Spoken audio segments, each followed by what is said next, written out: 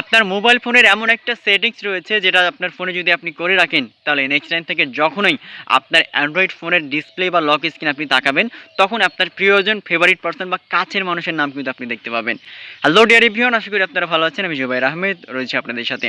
আমাদের অ্যান্ড্রয়েড ফোনের যে সেটিংসগুলো থাকে এই সেটিংসগুলোর মধ্যে থেকে এমন কিছু সিক্রেট সেটিংস থাকে যেগুলো কিন্তু আমরা ম্যাক্সিমাম পারসন জানি না।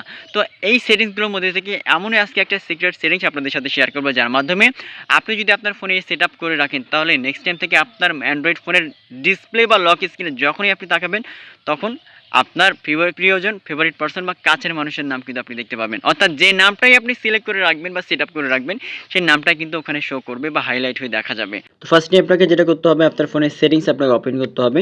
তো এখান থেকে আমি উপরের দিকে স্ক্রল করে আমার ফোনের সেটিংস আমি আপনাদেরকে ওপেন করে দেখালাম। যে দেখেন এখান থেকে সেটিংস ওপেন হয়ে গেছে।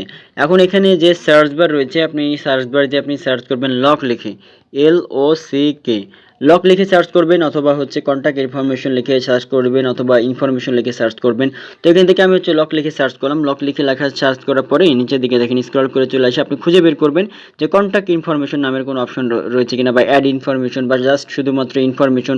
এরকম এক একটা ফোনে কিন্তু এক একভাবে কিন্তু এটা কিন্তু হচ্ছে লেখা থাকে।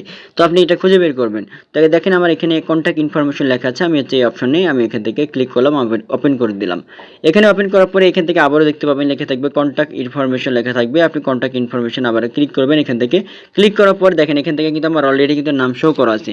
সেখানে এবার আপনি যেটা করতে পারবেন, আপনার যে কোনো ফেভারিট পারসন, প্রিয় মানুষ বা কাছের মানুষ, বা আপনার মানে যে নামটা আপনি এখান থেকে এটা শো করবেন। আমি যদি এখান থেকে আমার নামটা দিয়ে দিই, দেখেন জুবাইর, তারপরে হচ্ছে AHAMM, তারপরে হচ্ছে ED, এই যে জুবাইর আহমেদ, এই নামটা আমি দিয়ে দিলাম। তারপরে এখান থেকে ডন করে দিলাম। আমি এখান থেকে দেখেন নাম্বারটা সিলেক্ট হয়ে গেল, এই যে এখান থেকে সিলেক্ট হয়ে গেল।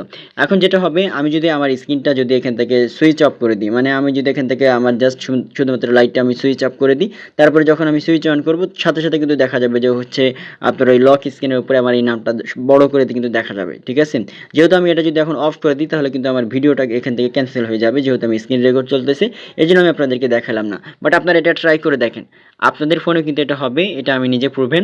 তো এইভাবে খুব সহজেই যখন আপনারা এইভাবে যে নামটা লিখে দিবেন এখানে কন্ট্যাক্ট ইনফরমেশনে বা অ্যাড ইনফরমেশন বা জাস্ট ইনফরমেশন, যে অপশনই থাকুক না কেন আপনাদের ফোনে, আপনারা খুঁজে বের করে নেবেন।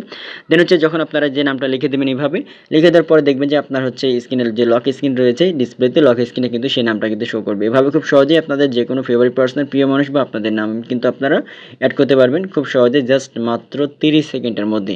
ধন্যবাদ।